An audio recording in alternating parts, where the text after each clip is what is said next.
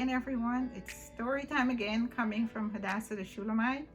Please subscribe, like, and share. Today, my story is going to be a continuation of my last video where we talked about Jacob, his two wives, and his two concubines / surrogate moms. Now, we had gotten to the point where he had left the land of Haran, where he lived with his wives, his family, and his father-in-law. Now he's headed back home to his parents, and this is where I'm going to pick up from a little further down. Now, we had talked about Rachel. She was having problems bearing children, but eventually she had a son, and she called his name Joseph. Now, most of the Christian world are familiar with that name, Joseph and the coat of many colors. Now we're going to talk about that. We're going to talk about a coat to die for, literally die for. Now, Joseph had gotten back home to his grandparents, with his father, Jacob, and, he met his brother Esau, and they made things right and whatnot. Now, these brothers that were the children of the surrogate moms, they were more than those of the natural wives, and they recognized that Jacob loved this Joseph more than all of them, and they developed a hatred, an envious spirit towards their one brother. Mind you, he was younger than them. And before that, before Rachel died, actually she died in childbirth. She had another son whom she named Benjamin. And, Jacob was left with his wife, Leah, and the two concubines. Of course, with all of his children. He had a lot of children. Altogether, he had 12. And the girl, 13 children. Most of the time, people don't remember his daughter, but he did have one daughter. Anyway, they had gotten back to the land of Canaan.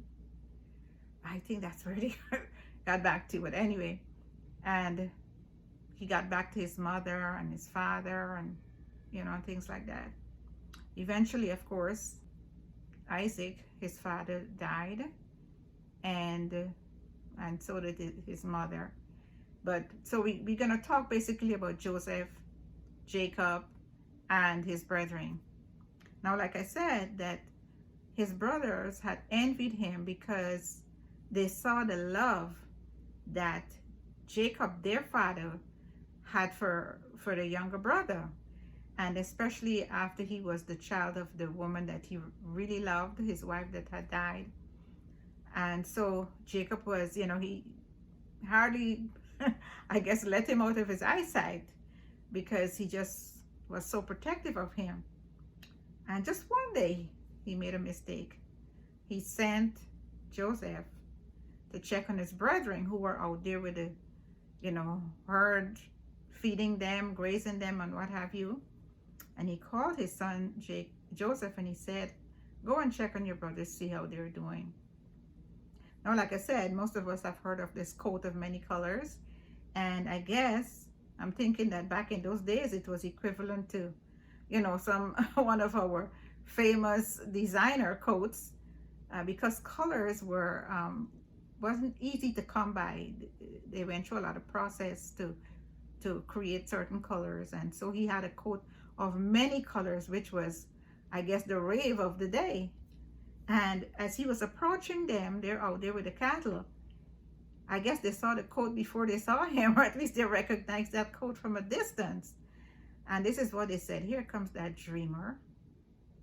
Come, let us kill him, and let's see what's going to happen to become of his dreams.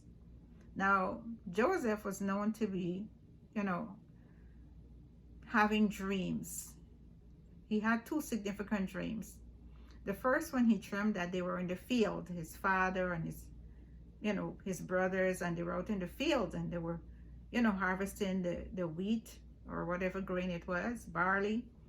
And, they made sheaves I guess it's something like the way they have those bales of hay.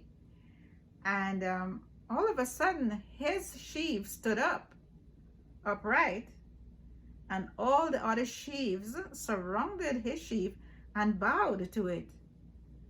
And of course, he woke up the next morning and he was telling them about his dream. They didn't like it because the significance was, are you trying to tell us that we're going to bow before you? So that intensified the hatred or the envy that they had for their brother. And then he had another dream. He dreamt that 11 stars and the sun and the moon was making obeisance to him. And even his father was a little bit aggravated by that, because it was implying that his mother, his father, and his brethren were going to bow before him. And so that didn't go down very well with his brothers. As a matter of fact, when they saw him coming, they decided we're going to kill him. Let's see what's going to happen to these visions and these dreams that he's having. And who knows, Joseph might have been a little bit arrogant about it as well. I'm my father's pet, and here I got this nice coat. Not if you don't have a coat like this. He might have been a little rascal, but he was obedient and he was taught the love of God. Now, Reuben, the first child, the eldest brother, which was the son of Leah, he said to them, let's kill him. Let's put him in this hole, in this pit. Put him deep down in the pit where he can't get out, and whatever happens. We don't want to shed his blood. But his intention was, when they had left, he was going to come back and retrieve his brother out of the pit.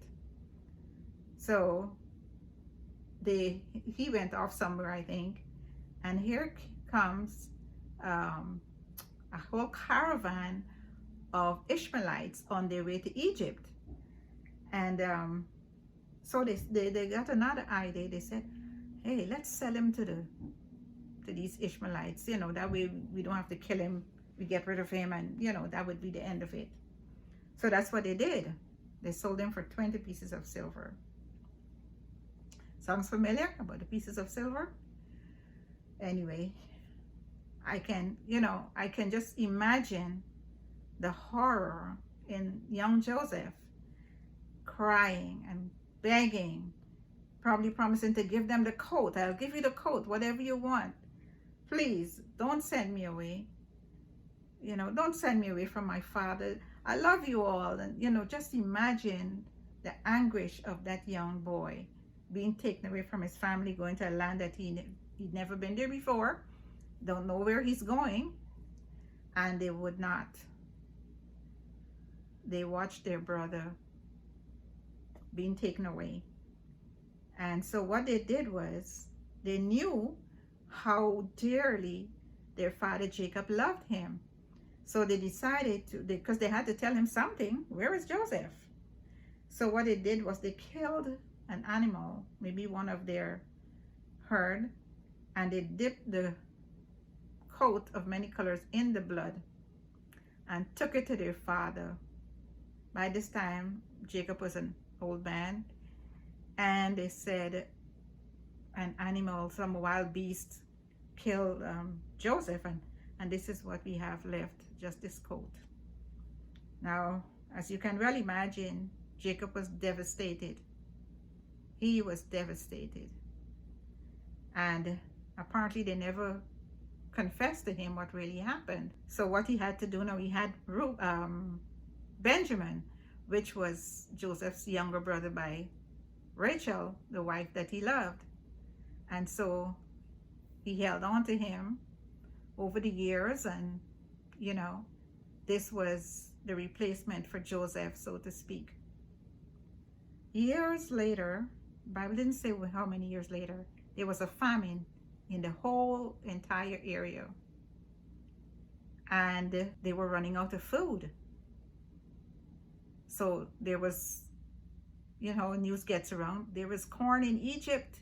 Egypt has food, plenty of food. So everybody was converging on Egypt to buy food. So Jacob said to his children, I'm talking about his sons, these grown men. Why are you standing idly like that? Go down to Egypt and buy food. There's food there. So they got the money together and they got their camels. I'm assuming they used camels or horses. I'm thinking it might have been camels. And they went down to Egypt to buy food. When they got there, there was a lot of food, all the food that you can buy. This story continues. There's a big surprise coming in this story. But what I will say is this, that when God has a plan, no one can thwart that plan. It doesn't matter what you do. God is God, and his plan is going to come to fruition regardless. No one can stop him. Who can stop God? Who can say you can't do this or you can't do that, or I'm going to prevent this from happening? No one. No one. Because what? God is. He is. Forgive me for, if you notice I'm doing my hair a certain way. There's nothing wrong with my neck. I'm having problems getting the lighting right. It's just bouncing off of my glasses. So please don't pay too much attention to that. Just listen to the story. And I promise you, well, I hope that the next time I'll be able to keep my neck in a better position and that you'll be able to enjoy the story anyhow. But please don't miss the continuation of this story. It is going to be fantastic. God bless you. Stay prayed up.